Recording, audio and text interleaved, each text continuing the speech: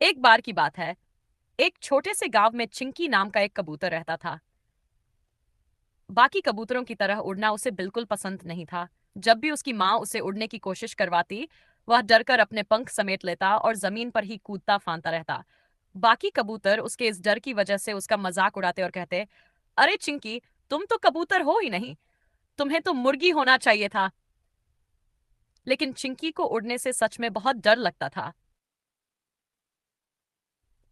एक दिन गांव के पास के मैदान में वैज्ञानिकों ने एक छोटा रॉकेट लॉन्च करने की तैयारी की।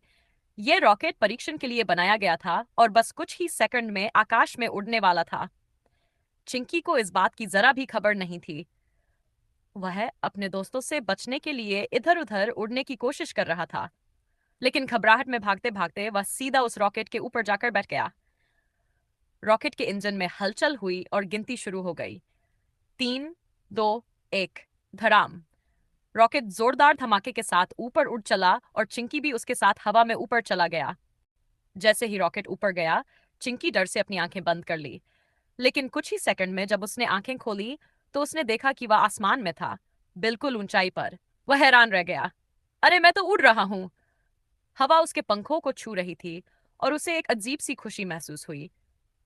वह डर भूल गया और अपने पंख फैलाने लगा। लेकिन तभी रॉकेट से एक छोटा पैराशूट खुला और चिंकी धीरे धीरे नीचे गिरने लगा। अब उसे समझ आ गया था कि उड़ना कोई डरने की चीज नहीं है। यह तो मजेदार था। जब चिंकी वापस जमीन पर आया, तो सभी कबूतरों ने उसे घेर लिया। वे उसकी बहादुरी देखकर दंग रह गए। वाह चिंकी, तुम तो सबसे ऊंचाई तक उड़ने वाले कबूतर बन गए। अब चिंकी को उड़ने से बिल्कुल भी डर नहीं लगता था। उसने सीख लिया था कि डर को हराकर ही असली मजा मिलता है।